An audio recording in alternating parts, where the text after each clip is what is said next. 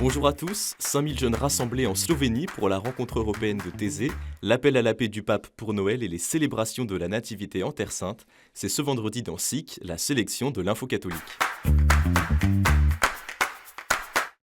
5000 jeunes de toute l'Europe se réunissent jusqu'au lundi 1er janvier à Ljubljana en Slovénie pour la rencontre européenne de Thésée. C'est la 46e rencontre écuménique organisée par la communauté qui a accueilli son nouveau prieur, le frère Mathieu, le 2 décembre dernier. Les participants célèbrent ensemble ce traditionnel pèlerinage de confiance de la fin de l'année, avec des veillées de prière, des rencontres, ainsi que des temps en paroisse et des repas partagés. Dans son message adressé aux jeunes participants, le Saint-Père les a encouragés à être des bâtisseurs de ponts et à redécouvrir l'importance de l'écoute qui permet de construire un monde de dialogue et d'ouverture. La rédaction de KTO vous fait vivre ce rassemblement et vous propose chaque soir, jusqu'au 1er janvier, un reportage sur la rencontre.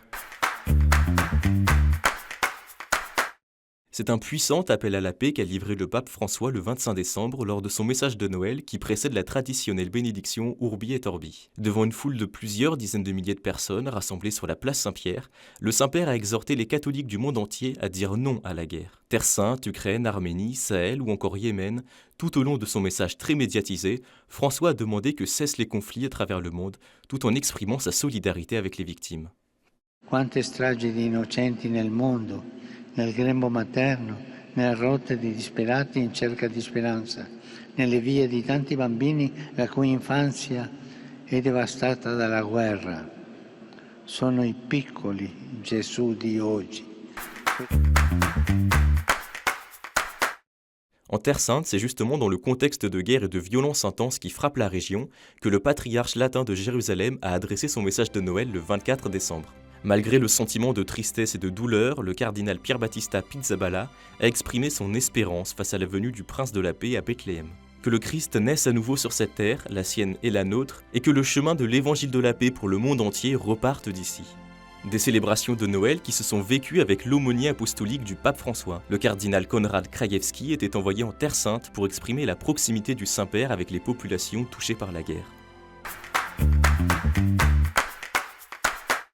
Jeudi 28 décembre, le patriarcat arménien de Jérusalem a alerté d'une attaque coordonnée contre la communauté arménienne située dans la ville sainte. Plusieurs prêtres, diacres et étudiants de l'Académie de théologie arménienne ont été gravement blessés, selon le communiqué, après que plus de 30 personnes armées au visage masqué se soient introduites au sein du quartier arménien. La menace existentielle du patriarcat arménien est désormais une réalité physique, déplorent les autorités de la communauté arménienne dans leur communiqué.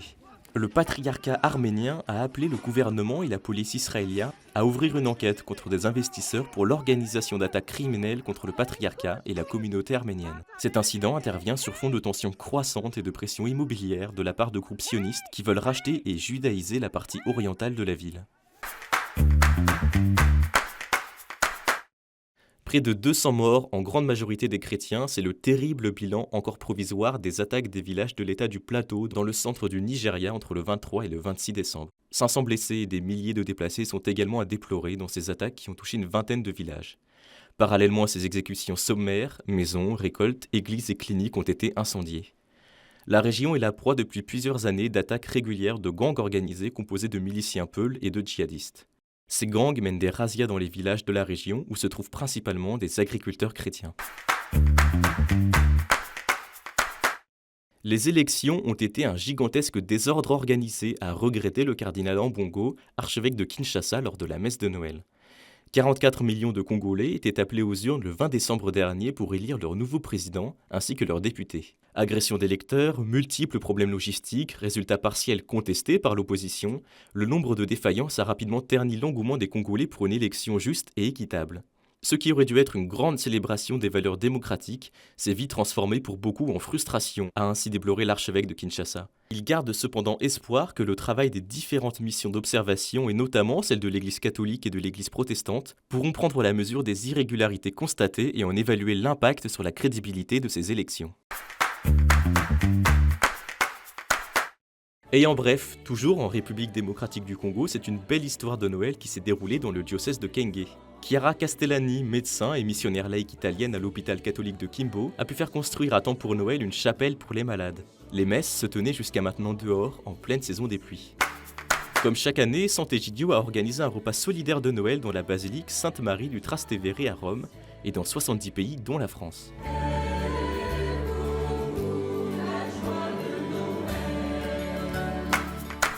Et mercredi, le sanctuaire de Paris-le-Monial a ouvert le jubilé des 350 ans des apparitions du Sacré-Cœur de Jésus à Sainte-Marguerite-Marie à la Coque. Ce jubilé se terminera en juin 2025, date de la solennité du Sacré-Cœur de Jésus.